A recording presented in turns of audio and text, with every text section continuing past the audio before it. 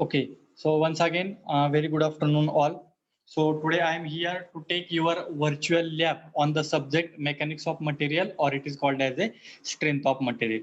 Okay, so already you are dealing with this particular subject in the your second year, that is semester number one, as a subject mechanics of material, that you are dealing with this subject as a university part, mechanics of material, and this subject is also called as a strength of material, or previously it is called as the analysis of mechanical element.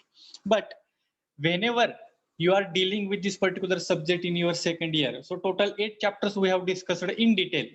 All the 8 chapters are related to the simple stress and strain, then somewhat related to the torsion, then one chapter is related to the SFD BMD, then another 2 chapters are related to the bending stresses, shear stresses, one is related to the slope and deflection. So like that, total 8 chapters we have studied in detail in your second year. But if you go through that particular syllabus, that time you are having only the assignments, that is assignment on the simple stress and strain, assignment on torsion, assignment on SFD BMD, like that. Total eight assignments was there as per the university syllabus. There is no any experimental parts, there is no any experiment, or there is no any laboratory for this particular subject in your syllabus. But as if you think about the experimental things, or if you think about the experimentation part, so this particular subject, as per as experimental point of view, it is also very important, and it plays very important role in the various types of the industries as a testing part. Because if you go through this particular title of this particular subject, let us consider that strength of the material. So what is meant by the strength? Resistance to the deformation. As we know that strength means resistance to the deformation. If any member or if any body, if it is subjected to the external load, then what happen? Their deformation will be taking place. If the strength of that particular body is very strong, at that time immediately deformation will not be taking place.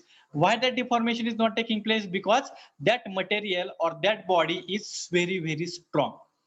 When we have decided that if I am applying some amount of load on that particular body or on that particular material, for example, 80 kilonewton load I have applied, and to that particular 80 kilonewton load, there is no any deformation taking place, then means I can say that the strength of that particular material or body is very high. So like that, we have to go for the testing, and such types of the testings mostly it is carried out in the industry. Because as we know that there are so many industries are there, they are manufacturing the variety of the components. If you think about our automobile vehicles, in that there are so many different components are there. Maybe you can take the example of vehicle chassis is there, then vehicle front shaft is there, rear shaft is there, like that, then propeller shaft is there. So many important components are there, they are manufactured in the different types of the industry. But whenever we are manufacturing such types of the components, and if I have to use, or if we have to use such components in actual application, so that components it will not be used directly. That means I have manufactured the component and immediately I can use that particular component in any type of vehicles. So such type situation it will not be happen. Before it is using in any type of application, what we have to do, we have to perform their testings. And there are so many testings are there, different types of the testings are there. That particular test we have to carry out on that particular material, and if that component or that material will give the feasible result as per our requirement, then and then only we can use that particular component for further application. For example, your requirement is that that material has to sustain load up to 100 kilonewton. This is your requirement. But during the testing, it has been observed that the braking will be taking place at 60 kilonewton per meter. That means our condition is not satisfied. That means the material will not sustain the load of 100 kilonewton.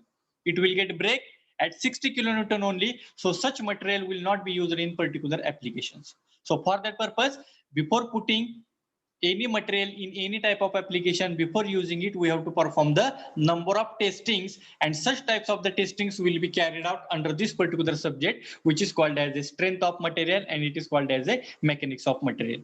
In your regular university syllabus, we have solved the variety of the problems, but all the problems are theoretical. Only analytical calculation we have done. There is no any experimentation part is there.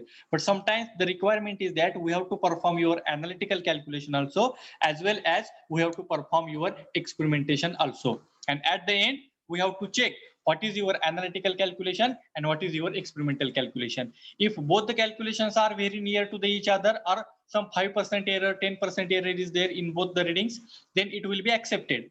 But if the maximum difference is taking place in the calculation part and in the experimentation part, then we have to think about that. Whether we are wrong in the calculation or whether we are wrong in the experimentation. So for that purpose, the testing of the material, it is very important part in the industry, and such types of the testings now we have to discuss in this particular virtual law of the strength of material, or we can call it as a mechanics of material. We are checking the strength, means what we are doing, we are calculating the stress value, strain value, we are calculating the deformation, we are calculating the bending stresses, shear stresses, we are calculating the slope, deflection, we are calculating their breaking point. Like that, we are parameters we are calculating, means we are checking their strength. Now, in your regular syllabus, we have discussed, if I have to calculate the deformation, I am having the formula delta L is equal to PL upon AE. So this is a theoretical formula I am having. Immediately by using the given parameters, I can calculate the things. Another, stress is equal to force upon area. Direct formula I am having. If I have to calculate the torque, one torsion formula I am having, T upon J is equal to tau upon R is equal to G theta by L. So like that, standard formulas I am having, which are used for the theoretical calculations only. But if I have to calculate same parameters by the experimental things, then what exactly we have to do and which types of the testings will be carried out under the strength of the material. So if you look at to the list of, so this is the one website is there which is developed by the IIT Kharagpur, and they have provided such types of the virtual labs or some experimental parts based on this particular strength of the materials. So if you look at here, the list of the experiments. So this is the list of the experiments which is to be carried out under the subject strength of the material. So these are the various types of the testings. So if you look at here, each and every point or each and every test, it represents the type of testing which we have to perform on the different types of the components. If you take the example of shaft, shaft is the rotating element. It is rotating at different types of the RPM. Now in the shaft, I need not calculate, or it is not required to calculate the tensile stress and compressive stress. In the shaft, it is not required to calculate the tensile stress and the compressive stress, because such types of the stresses will not be applicable in the shaft, because the shaft is the rotating element. It is under the torsion. If it is under the torsion, then that shaft will be subjected to the some amount of shear force, some amount of shear stress, angle of twist, like that. If such types of the testings I have to carry out, then I can use a torsion testing.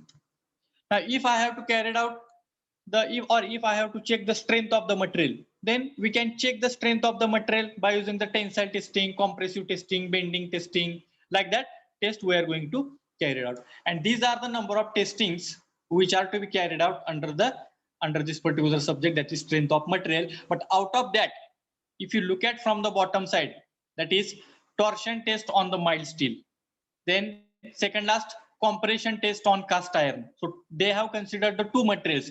One testing we have to perform on the mild steel, and another test we have to perform on the cast iron. So at the bottom side, torsion testing on the mild steel, which is applicable for the rotating shaft. Then compression test on the cast iron, compression test on the mild steel, tensile test on the cast iron, tensile test on the mild steel. So tensile testing, compression testing, torsion testing, and one more test is there here, bending testing. So tensile, compressive, bending, and the torsion. These are the common tests which are used under the strength of the material. These are the common testings, because anytime we are calculating the strength, means we are checking their tensile strength and the compressive strength. We are checking the strength of the shaft, means we are checking their torque carrying capacity. Sometimes we are calculating the bending strength, means we are performing the bending test on that particular material. That means tensile, compressive, bending, and the torsion. These are the common tests now which are to be considered under the strength of the material. Rather than this, whatever the another test they have mentioned from the top side, that is IZOD impact test, then Charpy test, then shear test, it is also considered as the part of the strength of material. Then direct shear stress for the mild steel, timber specimen, mild steel plate. These are also tests. Somewhat it is considered under the strength of material. But whatever the another test they have mentioned, that is ISO test, Charpy test, Brinell hardness test, Rockwell test, Vickers test. These are the tests also we can consider under the strength of the material. But nowadays, this particular test they have considered under the subject metallurgy. Maybe in the third year, in your third year, you have studied one subject which is called as a metallurgy, and under this particular metallurgy or under that particular part, these are the tests they have considered as a ISO, Charpy, Brinell, Rockwell, Vickers, because this is totally related to the material testing, because metallurgy is one of the subject which is totally related to the materials, their combinations, their different types of the contents. Therefore, most of the times, or as per this particular modified syllabus, this such types of the test they have considered under the metallurgy, and whatever the common test as per the new syllabus of the university or as per our mom syllabus, tensile, compressive, bending, shear, torsion, these are the tests which we have to consider under the strength of the material or the mechanics of the material. So now, as one of the basic tests in the strength of material will be considered as a tensile testing. So whatever the chapter number 1 is there as per our syllabus, that is simple stress and strain. In that particular chapter number 1, we are having one theoretical point, that is stress strain curve for the mild steel and the stress strain curve for the stress strain curve for the ductile material or the stress strain curve for the brittle material. The ductile material we have considered as a mild steel, and the brittle material we have considered as a glass. And in that particular chapter number 1, whatever this particular stress strain curve we have observed, that stress strain curve will be observed or obtained from the tensile testing of the material. And this is the very common test which are mostly used in various types of the industries for the testing of various types of the material. This is very common and basic test. This is very common and basic test which is called as a tensile test. It can be performed on any type of material. It can be performed on the mild steel. It can be performed on the cast iron. It can be performed on another different types of the material as per the requirement or as per the application.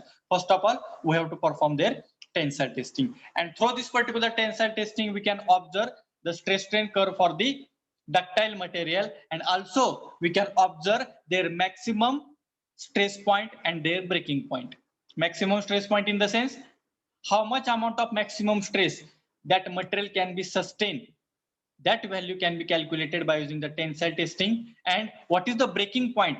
At which stress, at which force the material will get break into 30 different portions. That is also observed, or that is also going to check by using this particular tensile testing of the material. So now initially we will see tensile testing on the mild steel, then somewhat tensile testing on the cast iron. For the mild steel and the cast iron, the experimental setup is same, but only due to the material change, what effects will be taking place, what are the results of mild steel and what are the results of the cast iron, that we have to check, because cast iron is very strong as compared to the mild steel. So that's why initially we will perform, or we will see the experiments based on the tensile testing of the materials. Then we will see the compression testing of the material. Then we'll see the torsion testing of the material. It is related to the shaft. And then we will see about the bending testing of the material. So these are the common tests. Initially, we will check, or we will do the experimentation on that. And then we will move to the remaining types of the test. Now, if I will take the basic, that is tensile test on the material. So here simply I have to click here. So this is the first experiment as per our requirement of the syllabus, that is tensile testing on the mild steel. That is tensile testing on the mild steel. So this is the first experiments we have to discuss today, and how this particular experiment will be performed, which type of the machines we have to use, what is the basic procedure we have to follow, that we are going to check here. And finally, we have to perform that experiment also in the form of simulation, and we have to check your results. So if you think here the number of tabs they have mentioned. So the first tab is related to the theoretical part. So here they have mentioned all the important parts or important theory related to the tensile testing of the material. Whatever the things just now I have explained related to the testing or related to the tensile testing, why it is to be important, how it is to be performed, which types of the results you will get through this particular tensile testing. So all this particular theoretical part they have discussed in this particular paragraph. And if you look at here, the stress strain curve for the mild steel, and the mild steel will be considered as a ductile material. Maybe that particular curve, it should be in front of you. There should be the Hooke's law, that is stress is directly proportional to the strain. That means one proportional limit point is there, then elastic limit point is there, then upper yield point is there, lower yield point is there, then here ultimate stress point is there, and at the end fracture or the breaking point is there. So these are the number of points you have observed in the stress strain diagram for the ductile material, or we can consider it as a mild steel. But how this particular graph is developed, it is not drawn by the hand. Actually, they have performed the experimental testing on the mild steel, and after performing that particular experimental testing, such type of graph they have observed, and then they have kept in your syllabus. This graph is not automatically generated. It is not generated theoretically first. First of all, they have performed the experiments on the mild steel, and after performing that experiments, they have observed such types of the natures. Therefore, they have given the heading like that: stress strain curve or the graph for the mild steel or for the ductile material. So this is the graph. We have to check now how it is to be experimentally generated, what procedure we have to follow whenever we have to perform the experiments. So here the second tab they have represented the procedure. So we have to follow the procedure. Okay, now what is our objective? Let us see here. To study the mechanical properties of the mild steel specimen under the tension loading or tensile load. To perform the mechanical properties. Mechanical property, which mechanical property we have to consider here? Tensile strength of the material. This is one of the mechanical property of the mild steel. We are performing the tensile testing, means I can say that the tensile test is the mechanical property of the mild steel, and that we have to check under the tensile load. And now here, which machine we are using here for this particular tensile testing? So this is the machine, or this is the experimental setup in front of you, which is called as a UTM. In short, in long form, it is called as a universal testing machine. It is called as a universal testing machine. This particular universal testing machine is used for the tensile testing. Same machine or same setup will be used for the compressive testing. Same setup or same machine, it will be used for the bending testing.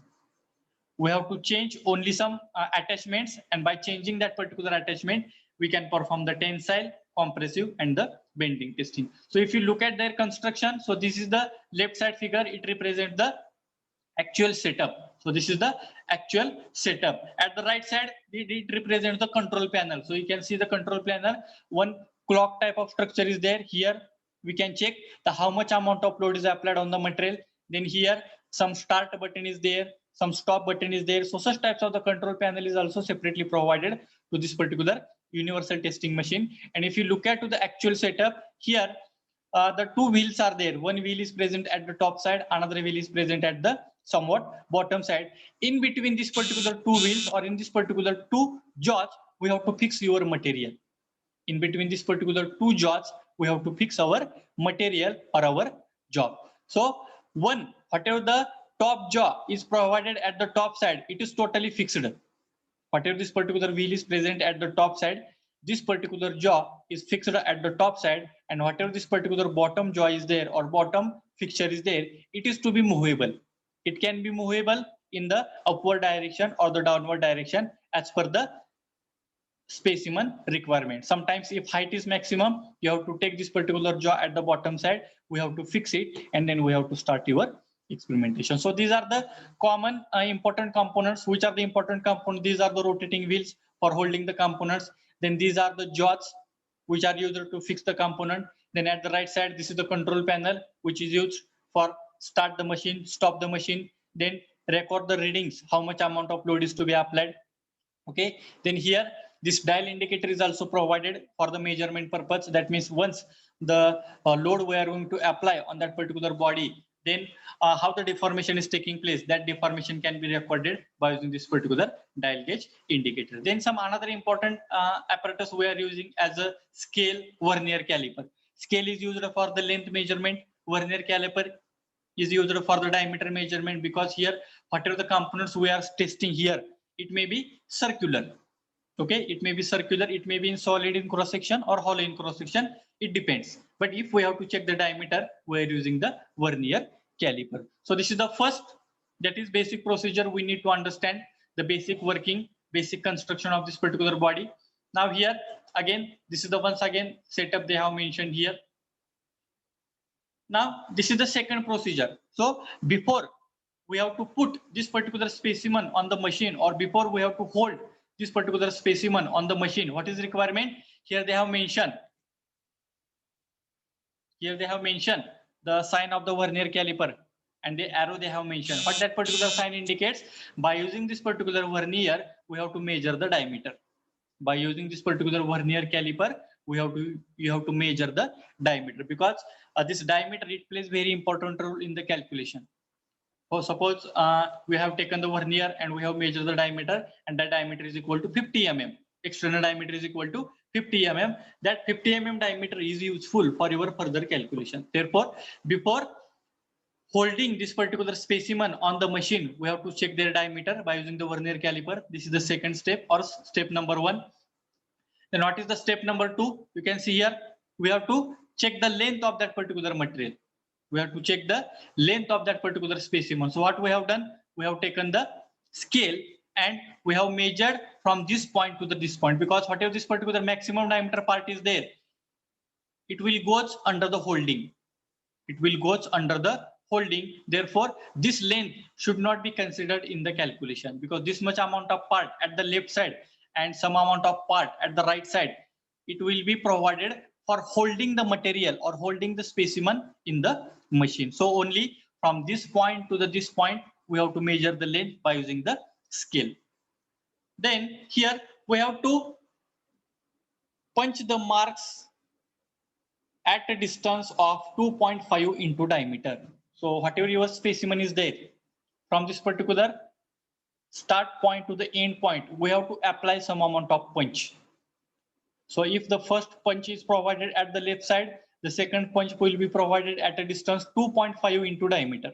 Suppose if your diameter is 50 mm, so 2.5 into 50, 2.5 into 50, whatever the answer you will get, that distance we have to provide between the two punches. Punch 1 at the left side, then as per this 2.5 into diameter, we have to provide the second punch. Then from second punch, same distance we have to provide, and we have to provide the another punch. So this particular punching is important. It is very, very important, or it is required, because at the end we have to check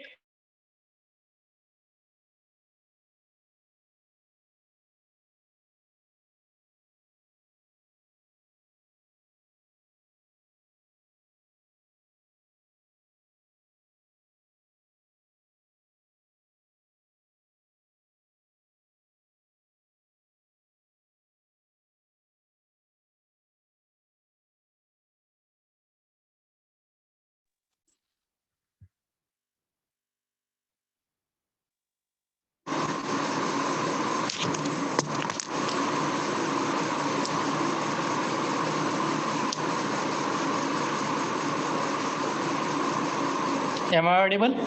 Anyone please reply.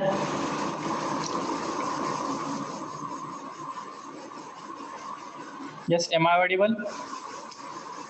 Okay. So why these particular punches are provided? Because at the end, once the testing is over, the gap between punch number 1, punch number 2, punch number 3, it will get increased. And that reading we have to measure, that is how much amount of elongation will be taking place at the end. In order to check that particular elongation, such types of the punches are provided from the left side to the right side. Okay, this is the next step. Then what is the next? We have to hold this particular specimen in this particular two jaws. whatever the attachment is to be provided in between this particular two jaws by rotating this particular wheel in the clockwise direction or in the anti-clockwise direction. We have to adjust their length and we have to hold that particular components. Then here one more instrument is to be provided, which is called as a extensometer.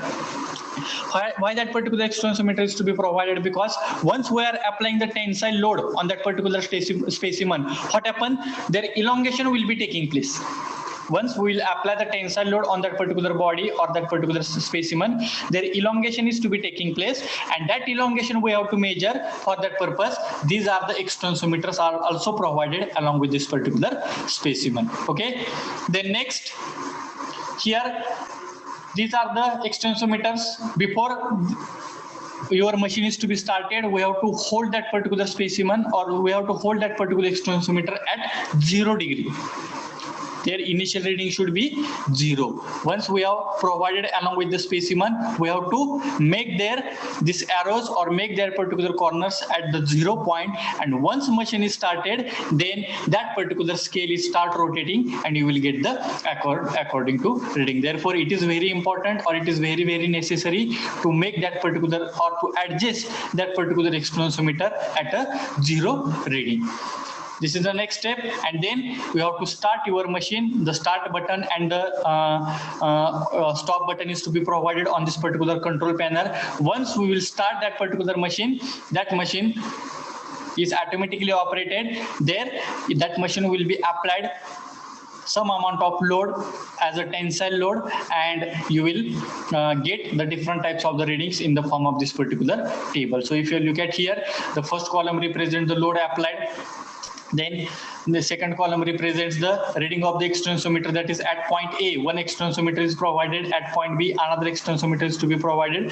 We have to take the both readings, we have to take their average, and at the end you will get the calculation part. And at the end, if you stop that particular machine, the specimen will get a break in the two different portions, and like that graph you will get. If you compare this particular graph with our stress strain diagram for the mild steel, it is somewhat similar to each other.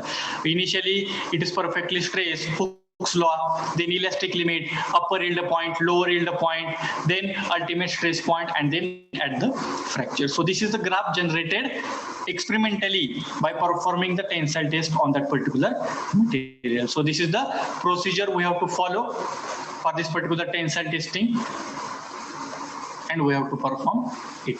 Okay, so this is the procedure. Then here they have one more tab, they have added the self evaluation. So here they are asking some questions. If you click here they have asked one question. If you look at here, this is the question they have asked. 5 questions they are asking. The law which influence the material up to the yield point. The law which influence the material up to the yield point, as we know that Hooke's law. Like that, we have to check your all the things. So simply the questions they are asking, what is the distance between the punches marks in the experiments? So just now the third procedure is there. We have to apply the punch. So what will be the answer? A, B, C, D. What will be your answer? A, B, C, D, 3D, 2.5D, 5D, or 4.5D? What will be the answer? B, correct, 2.5D, because they have mentioned in that particular procedure. Then next, arrange in the order sequence of experiment: ultimate load, upper yield point, elastic region, breaking load, lower yield point. So we have to arrange it. So first we will get the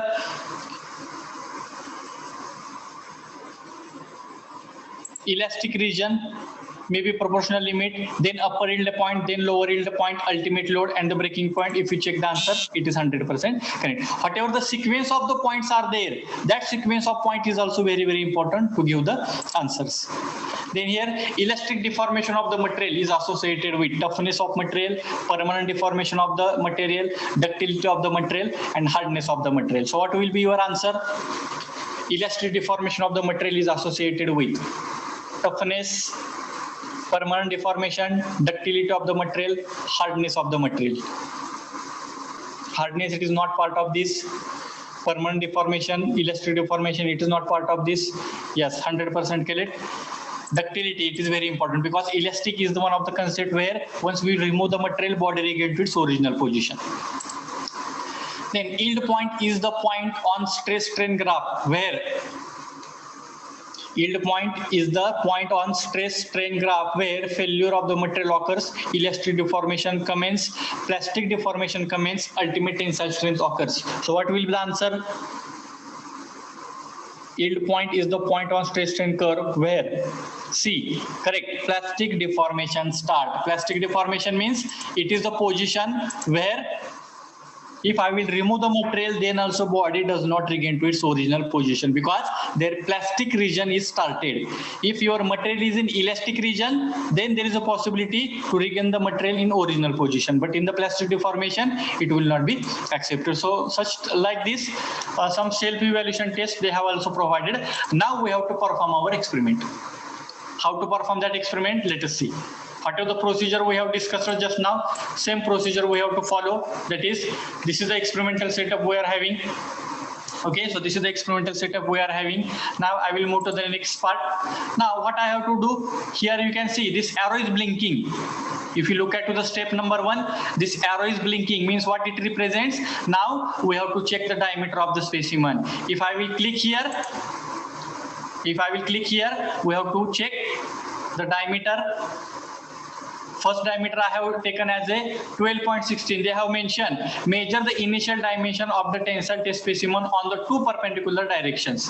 That means in both the directions we have to check the diameter. So first reading is 12.60. In another direction, if I will check, then you will get the another reading 12.6. If you take the average, your average diameter is equal to 12.6 mm. So this is the step number 1. What is the step number 1? Check the diameter of the specimen by using the vernier caliper. Then second, what is the second? Then again the arrow is blinking. What it represents? We have to measure the length. From which point to which point? From this point to this point. So here the maximum portion is provided at the left side and the right side in order to hold the specimen in the UTM. So if we click here, then you can see from this point to this point we have to check the length. How much amount of length is there? 186. What is the total length of this particular specimen from this point to this point, or this is the working length? Okay, this is the working length. What is that particular length? 186 mm. That means step number 1 we have checked the diameter. Step number 2 we have to check the length. Then what is the next? See, now we have to apply the punch. What we have to do? We have to apply the punch. So again here arrow is blinking. What is the marking? First punch we have to apply at the left side. Then second punch we have to apply at a distance 2.5 into diameter. So click. The first punch is applied. Okay. Then second punch. You can see 2.5 into 12.6. What is the distance between the two punches? 31.50 mm. As per the 2.5 into diameter, what is the distance between the two punch? 31.15. Then this is the second punch I have applied. Then third punch I have applied. Then again 31.50. Fourth I have applied. Then fifth. Like this, number of punches are provided. You can see here in the figure, these punches are to be visible here. So these punches are very important at the end in order to check the elongation. So once the punch is applied, then we have to move forward. Now here you can see again one arrow is blinking at the bottom side. Why it is blinking at the bottom side? Because this bottom wheel is movable. This bottom wheel is movable. If I will click here, it will move in downward direction. Correct? If you observe here, now it is moving in the downward direction. Now here this is the specimen. Okay. Now what I have to do? I have to hold this particular specimen in the two jaws. So what I will do? I will take this particular specimen here. I will keep here. Now it is holded, and once again I have to click on this particular wheel. So specimen is to be properly holded. It is properly fixed. Okay, the specimen is properly fixed. So you can see here, these 5 punches are visible here. Okay. Then whatever that additional material is provided at the top side and bottom side, it is used for the holding purpose. Now your specimen is perfectly fixed in the UTM. Immediately we have provided the extensometer. Okay, one extensometer is provided at the left side, another extensometer is provided at the right side. We have to make there all the readings equal to 0 because still your experiment is not started. This is the extensometer provided on the specimen. So what is the requirement? We have to make their reading 0. So first for that purpose, we have to click here. There one arrow is blinking here. So what I have to do? We have to click here. So this arrow becomes equal to 0. You can see it becomes perfectly perpendicular. Again, another click we have to give here.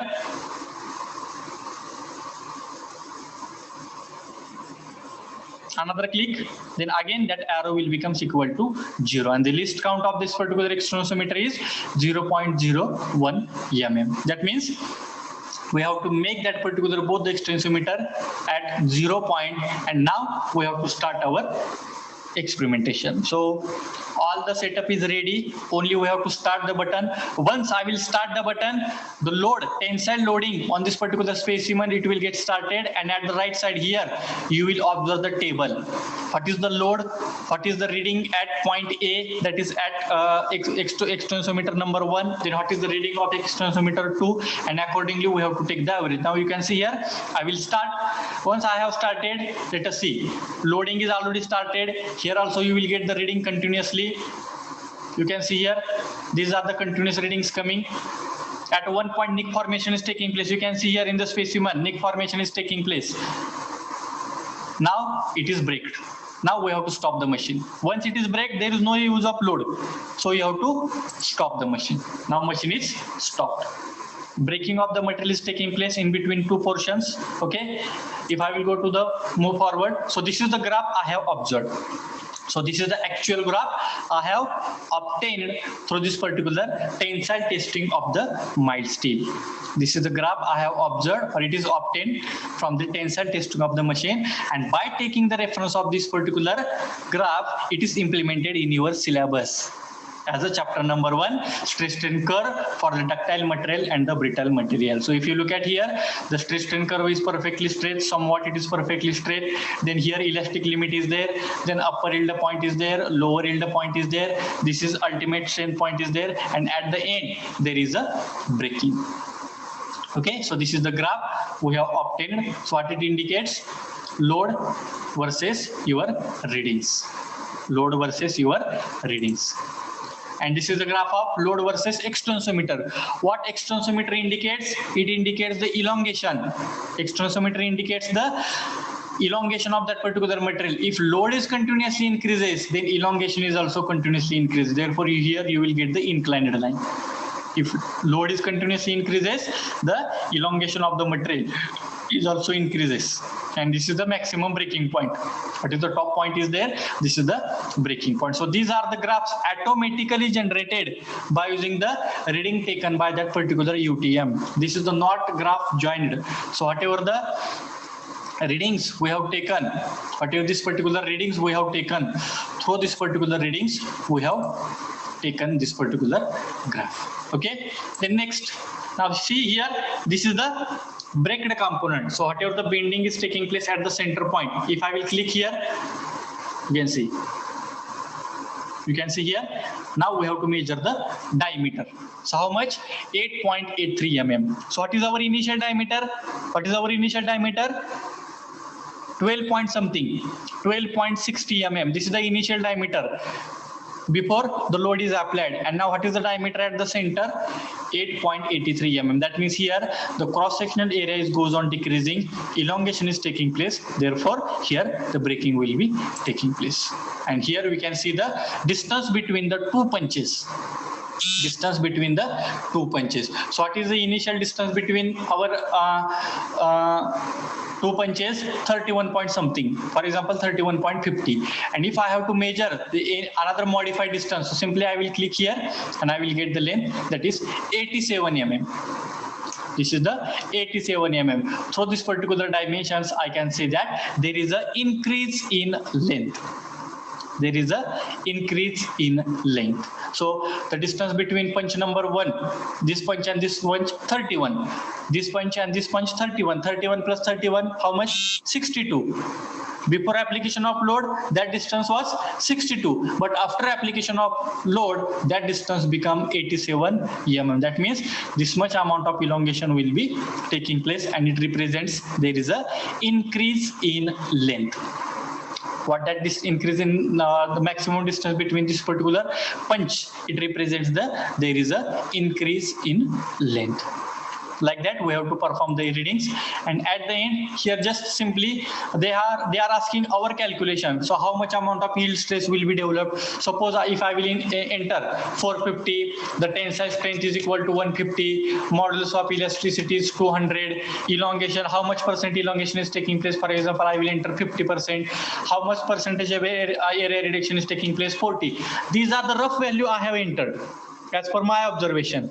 But actually, if I will check, here we can see, actually if I will check, my entered values are 450, 150, 200, 50, 40. But actual values, actually what are the experimentations we have performed, in that the yield stress is 336.86, tensile strength is 481, modulus of elasticity is 212, percentage elongation 38, percentage reduction 50. That means my entered values and their actual values he can compare, or these are the my values which are obtained from the theoretical calculation, and these are the actual value which are obtained from the experimental calculation, and at the end I have calculated the percentage error, and through this particular percentage error we have to check that whether our experimentation or our theoretical calculation is correct or not. If your percentage error is in between 15 to 20, because some experimental errors are there, some instrumental errors are there, some manual errors are there, some machine errors are there, so all that particular errors will be considered in 15 to 20%. But if your error is beyond the limit 50, 60 degree, 50%, 60%, that means somewhat wrong calculation or somewhat wrong experimentation you have performed.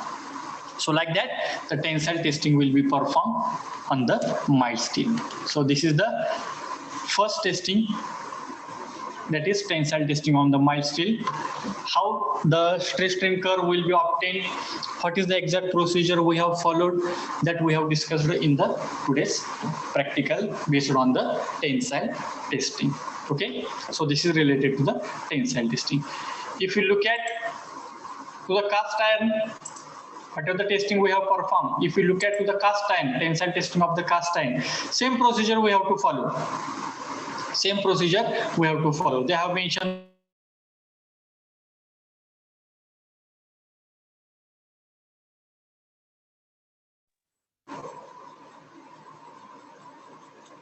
mentioned the separate procedure: diameter measurement, scale measurement, punch, then holding, extensometer, then start the machine, and then you will get the graph. But if you think here, what exactly difference we have observed in the mild steel and the cast iron, that we have to check. So let us within 10 minutes, same procedure we have to follow, but at the end, what is the difference between the mild steel reading or the mild steel graph and the cast iron graph, that we have to check. Let us see.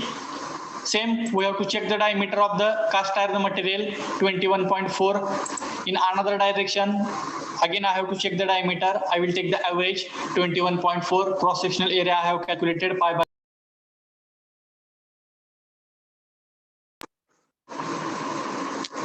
Then next, we have to check the length from this point to this point, because this remaining area is useful for the holding purpose. What is the length? You can see here, 195 mm. 195 mm is the length. Okay. Second step we have performed. Then apply the punch.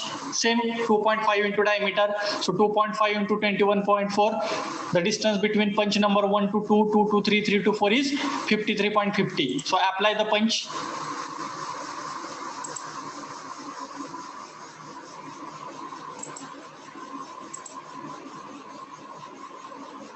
So punches are applied. Okay. Then take this particular jaw at the bottom side by rotating the bottom wheel. Okay, then hold the specimen here.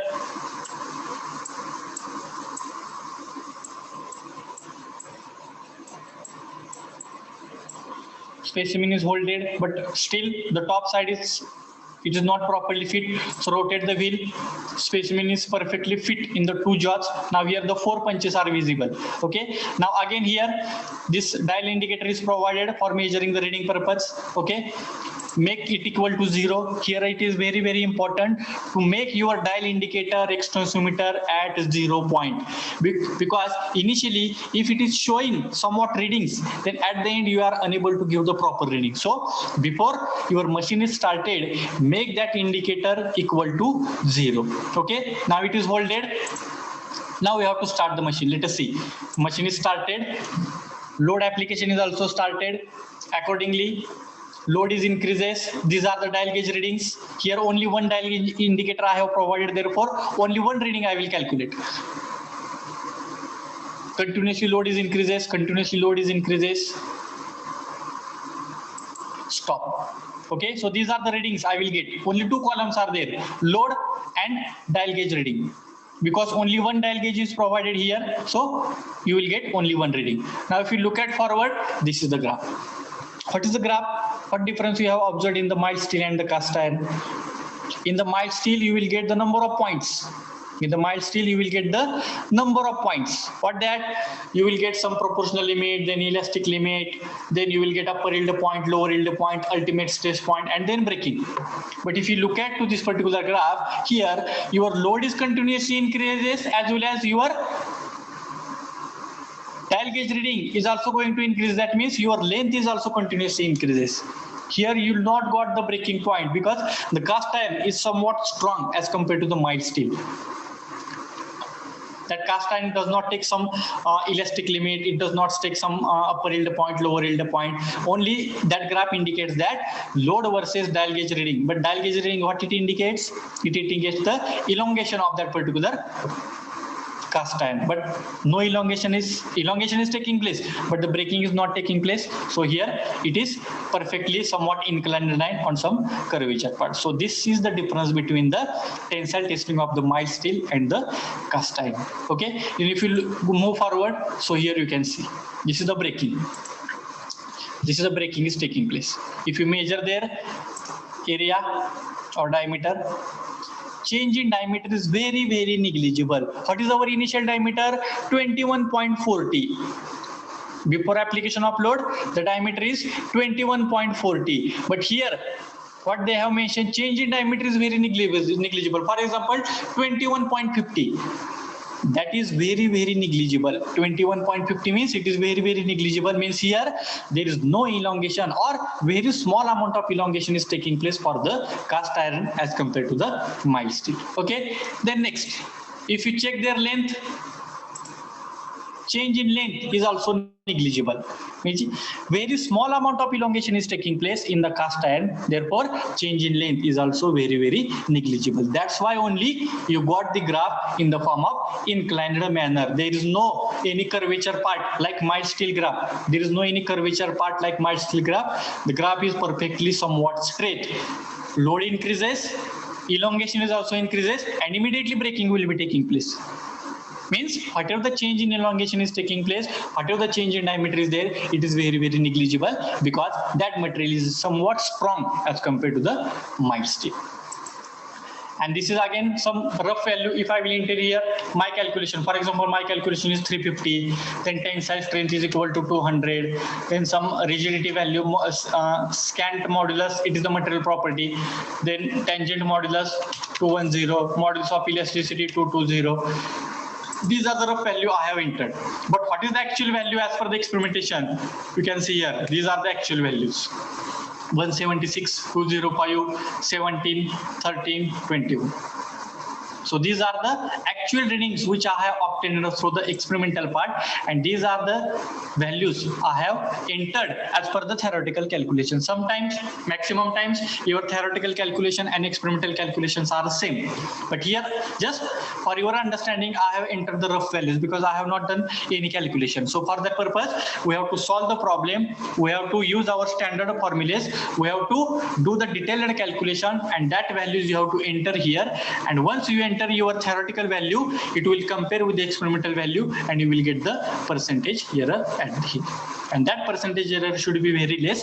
If it is very less than 20 degrees Celsius, that means I can say that your experimentation and your theoretical calculation is correct. That particular material is properly tested and we can use for your further application. But if your error is very high, then we have to think whether your experimentation is wrong or whether your theoretical calculation is wrong. Like that, we have to perform the testings. And in the today's experimental parts, we have discussed the two types of testing, that is tensile testing on the mild steel, tensile testing of the cast iron.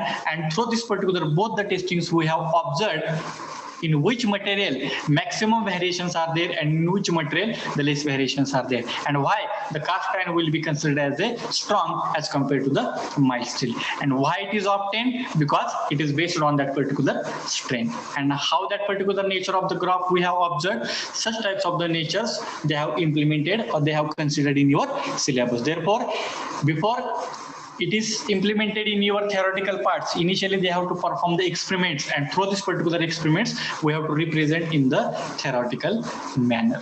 So this is related to the tensile test of the mild steel and the cast iron. Similarly, by somewhat we have to change some attachment in the UTM, and we similarly by using the same machine we can perform the compression testing and we can perform the bending testing. In the tensile testing, what we have done, we have applied the tensile load.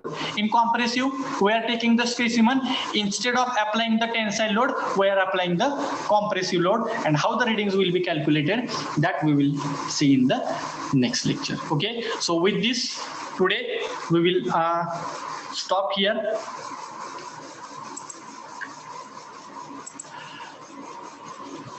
Now for attendance, I request all of you, please send your roll number in the chat box along with your class and division. It is very important. Your class and your division, BA 15, BB 20, like that you have to type your roll number. Okay, whatever we have covered. So if anybody is having any problem, you can ask, you can unmute from your side. It is possible.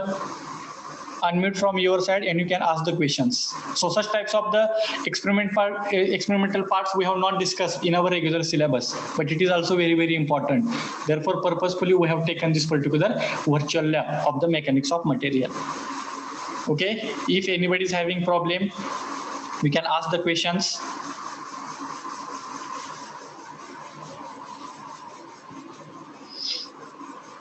If not, then you can type your roll number in the chat box and you can leave the meeting.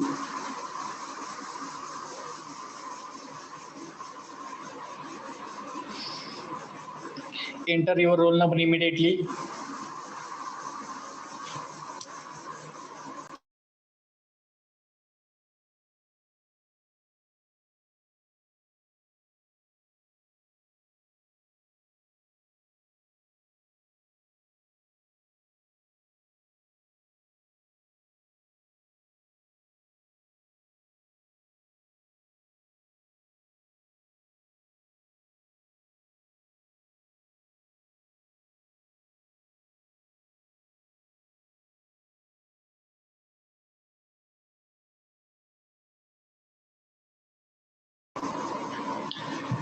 Remaining students, please enter your roll number.